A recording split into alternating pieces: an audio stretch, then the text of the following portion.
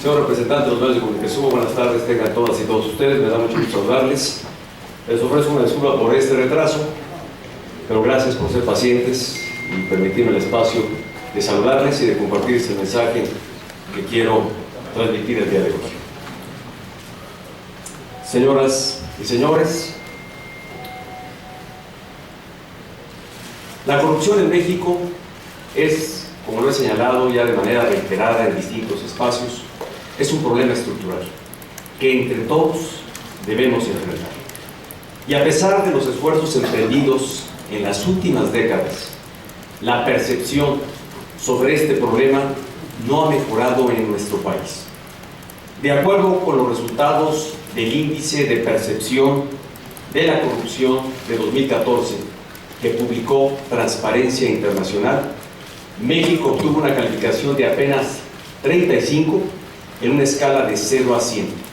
Es prácticamente la misma calificación que ha tenido durante las últimas 2 décadas.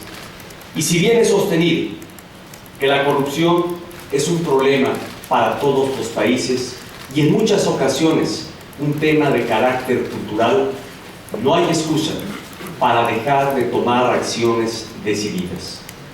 Como presidente de la República, tengo la convicción de fortalecer la legalidad y cerrar espacios a la corrupción.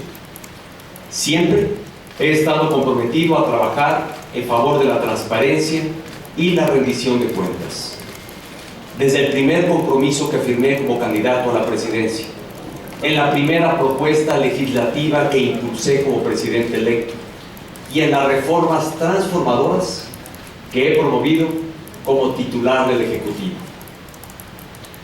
No obstante, de que en todo momento mi actuar se ha pegado al marco jurídico vigente, en meses pasados se hicieron diversos señalamientos sobre posibles conflictos de interés en mi gobierno. Es importante precisar que la Ley Federal de Responsabilidades Administrativas de los Servidores Públicos señala a la letra lo siguiente, y cito textualmente: habrá intereses en conflicto cuando los intereses personales, familiares o de negocios del servidor público puedan afectar el desempeño imparcial de su empleo, cargo o comisión. Esto nunca ha sido el caso en mi responsabilidad como presidente de la República y tampoco en mis cargos públicos anteriores. Las contrataciones se sujetan a los procedimientos que marca la ley y en ninguno de ellos participa el presidente de la República. En el ejercicio de mis funciones siempre me he conducido con imparcialidad y apego a derecho. Y aquí quiero ser enfático: el presidente no otorga contratos, no adjudica compras ni obras, tampoco participa en ningún comité de adquisiciones, arrendamientos o servicios. Y no obstante estas aclaraciones, soy consciente de que los señalamientos realizados generaron la apariencia de algo indebido, algo que en realidad no ocurrió. Esta percepción se explica en gran medida porque en México no tenemos los instrumentos normativos para determinar con claridad cómo declarar posibles conflictos de interés.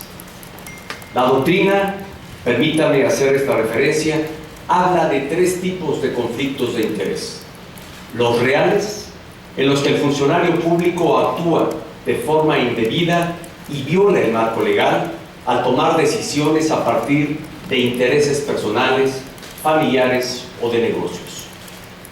Otros son los conflictos de interés potenciales o posibles, en donde aún no existe el conflicto, pero en un futuro es probable que pueda generarse y por tanto preventivamente debe declararse.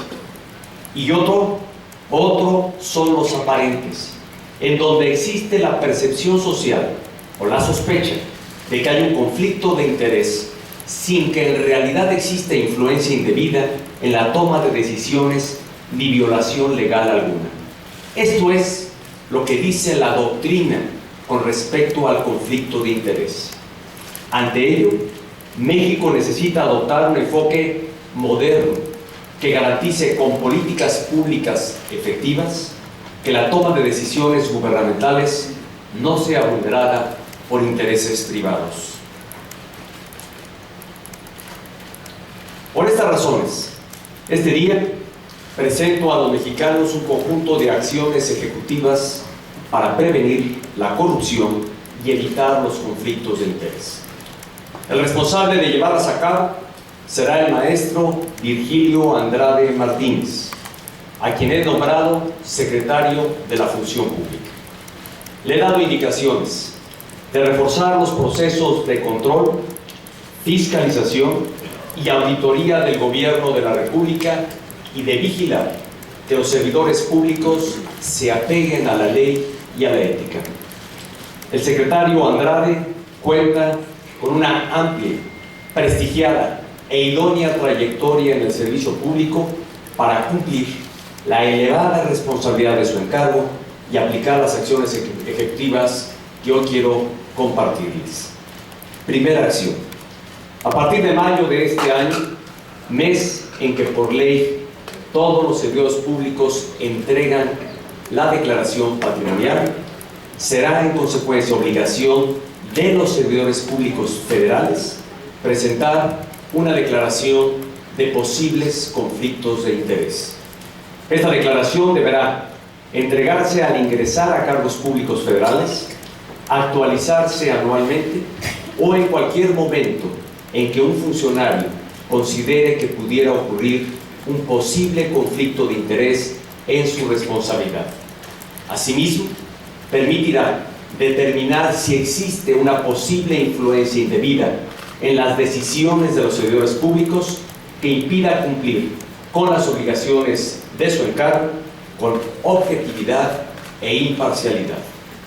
La declaración contendrá, entre otros elementos, las actividades profesionales del funcionario, su participación en empresas, la existencia de deudas o bienes propios de su cónyuge o dependientes económicos, así como las causas por las que el servidor público considere que pudiera existir un conflicto de interés con relación a las decisiones que tiene a su cargo. Esta declaración de posibles conflictos de interés retoma las mejores prácticas internacionales y su diseño cuenta con el aval de los expertos de la Organización para la Cooperación y el Desarrollo Económicos, la OCDE. Segunda acción.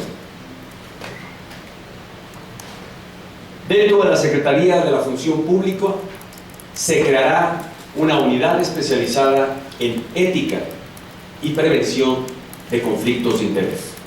Esta área será responsable de determinar la existencia de conflictos de interés, dictar medidas preventivas y, en su caso, velar para que se apliquen las sanciones correspondientes. La unidad también deberá articular las actividades de los comités de ética y de prevención de conflictos de interés de cada dependencia o sector de la Administración Pública Federal. Tercera acción. Se emitirán reglas de integridad para el ejercicio de la función pública federal que amplíen y profundicen los actuales códigos de ética y sean acordes con los nuevos retos que enfrentamos en el combate a la corrupción. Se requiere transitar de una mera declaración de principios a un nuevo protocolo formal que norme el comportamiento de los servidores públicos, especialmente de aquellos responsables de las contrataciones públicas. Cuarta acción.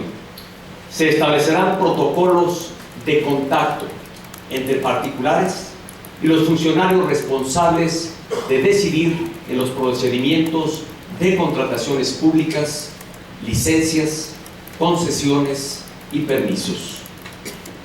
La Secretaría de la Función Pública definirá los lineamientos claros y específicos que deberán seguir los servidores públicos al tratar con los interesados.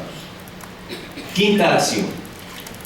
En complemento a la medida anterior, todas las dependencias y entidades de la Administración Pública Federal tendrán hasta el mes de abril para identificar y clasificar el nivel de responsabilidad de los servidores públicos que intervengan en esos procedimientos.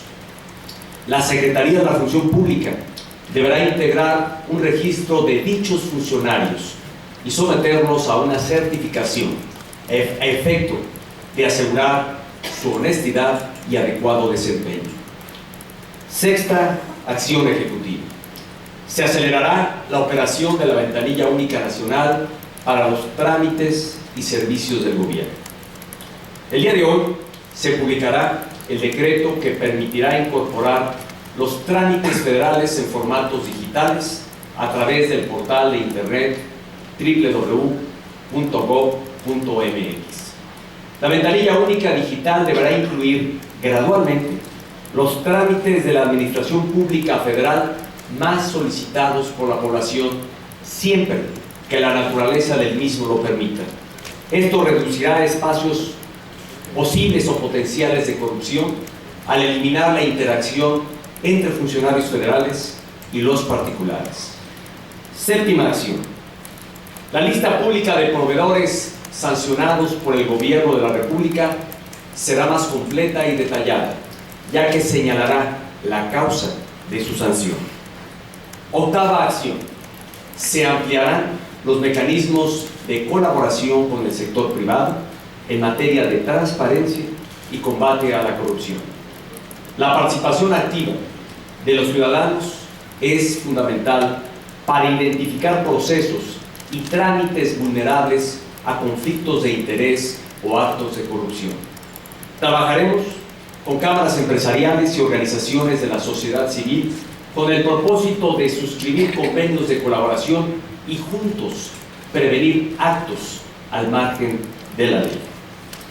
Finalmente, reafirmando mi absoluto compromiso con la transparencia y la rendición de cuentas, he solicitado a la Secretaría de la Función Pública que investigue y resuelva si hubo o no conflictos de interés en las obras públicas o contratos otorgados por dependencias federales a las empresas que celebraron compraventas de inmuebles con mi esposa, con el titular de la Secretaría de Hacienda y Crédito Público y con un servidor.